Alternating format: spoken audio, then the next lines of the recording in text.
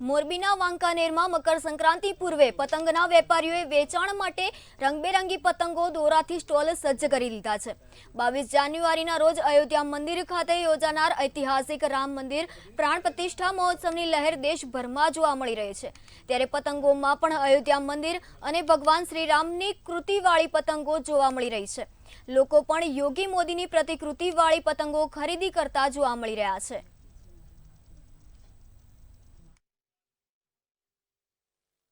જાન્યુઆરીએ જે પતંગ મહોત્સવ જવા થઈ રહ્યો છે એ નિમિત્તે અમે વાંકાનેરમાં પતંગ ખરીદવા માટે નીકળેલ છે।